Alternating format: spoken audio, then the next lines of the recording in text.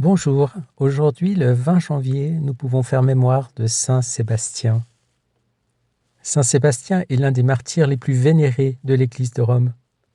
Originaire de Milan, selon le témoignage de saint Ambroise, il vint à Rome au temps des persécutions sous l'empereur Dioclétien.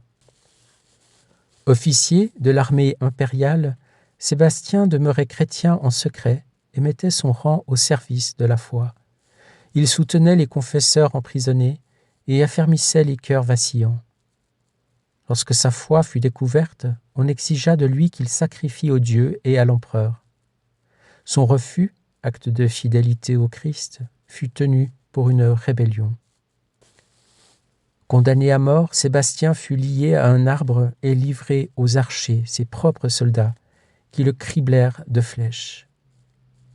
Miraculeusement laissé pour mort, mais encore vivant, il fut recueilli et soigné. Revenu à la force, il osa se présenter de nouveau devant l'empereur pour lui reprocher l'injustice des persécutions.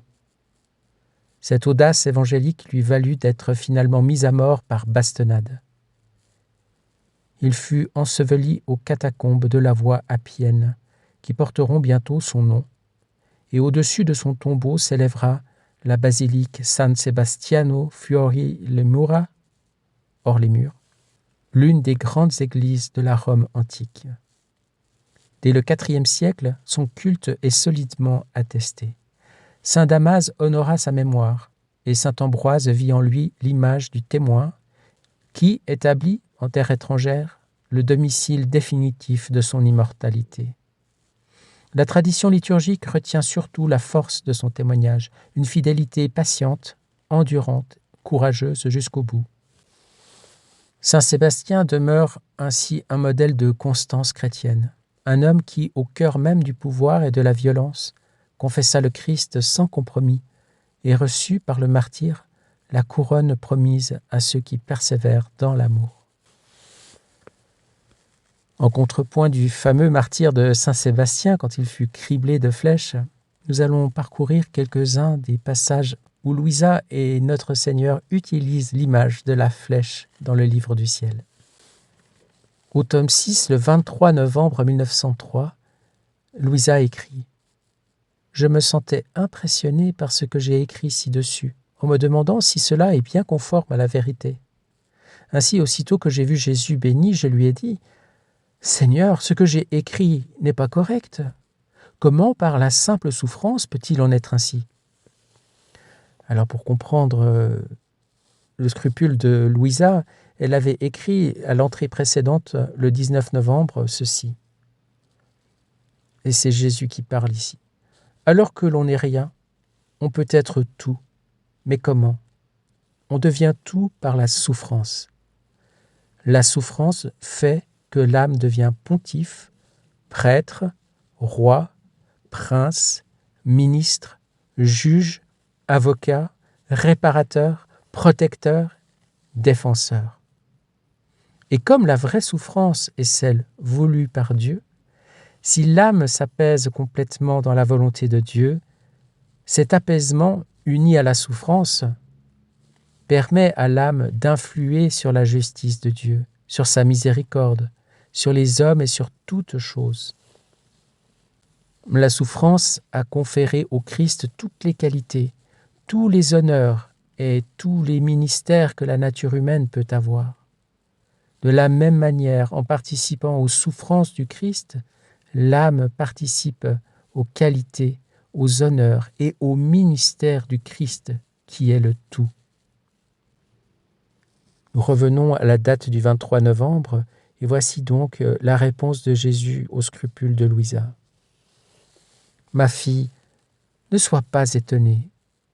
En effet, aucune beauté n'égale la souffrance pour Dieu seul. 2 flèches s'échappent de moi continuellement. Une première part de mon cœur. C'est une flèche d'amour qui blesse tous ceux qui sont sur mes genoux, c'est-à-dire ceux qui sont dans ma grâce.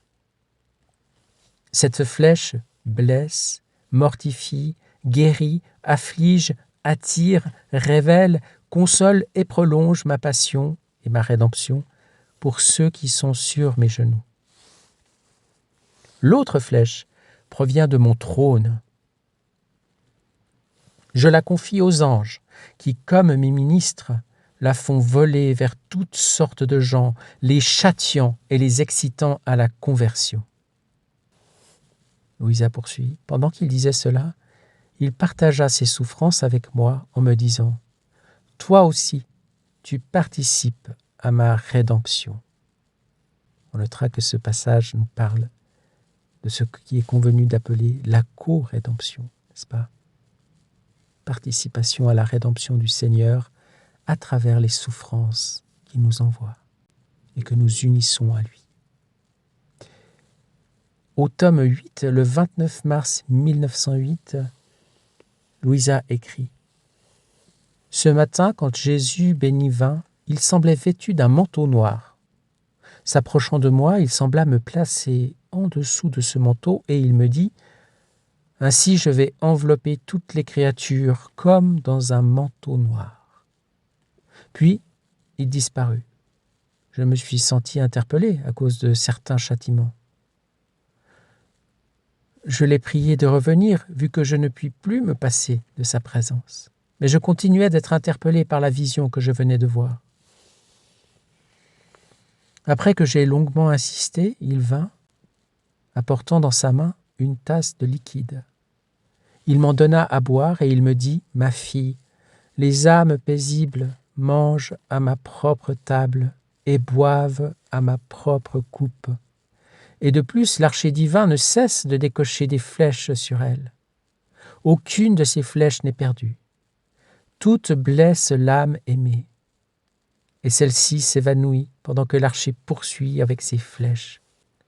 Tantôt, elles la font mourir d'amour, tantôt, elles la ramènent à une nouvelle vie d'amour.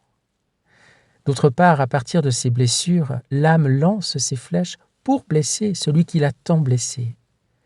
C'est ainsi que l'âme paisible fait les délices et l'amusement de Dieu.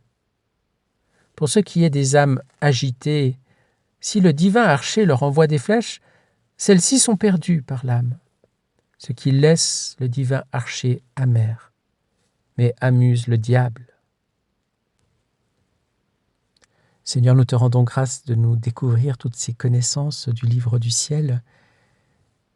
Nous te rendons grâce de nous apprendre à ne pas craindre la souffrance, à ne pas craindre la douleur, et même à la désirer, à désirer tes flèches d'amour qui viennent nous blesser, nous mortifier, nous guérir, nous affliger, nous attirer, nous révéler et nous consoler, et qui prolongent en nous ta passion et ta rédemption. Oui, Seigneur, donne-nous de jouer à ton jeu d'amour, donne-nous d'aimer jouer à ton jeu d'amour. Donne-nous la patience, la régularité, la constance et l'amour de Saint Sébastien. Tout ce qu'il a fait avec sagesse, prudence et abandon pour ses frères dans la foi, lui qui était officier de l'armée impériale. Merci d'avoir fait de lui un grand témoin et une grande source de grâce pour tous ses contemporains. Nous te les confions aujourd'hui, Seigneur, dans l'acte unique et éternel. Nous te confions la vie, tous les actes, toutes les pensées, tous les gestes, toutes les décisions que Saint Sébastien a pris au nom de sa foi, sa conversion, ses prières, ses rencontres à la Sainte Messe, probablement avec ses compagnons chrétiens, jusqu'à son martyre. Avec quel regard il avait sur ses propres soldats qui lui lançaient des flèches. Et après avoir été guéri, soigné, et qu'il retrouve toute sa vigueur, il retourne, en sachant très bien ce qu'il attendait, il retourne pour dire 2 mots à l'empereur, pour lui reprocher son injustice. Un peu comme Jean-Baptiste n'a pas hésité à proclamer haut et fort aux dirigeants de son temps l'injustice avec laquelle il régnait. Oui, Seigneur, donne-nous de vivre dans ta justice, de vivre pleinement unis à toutes tes qualités divines, dans ta divine volonté. Sois béni et glorifié en ce jour, en tes saints et en chaque acte de notre journée. Amen, fiat. Bonne journée et à demain.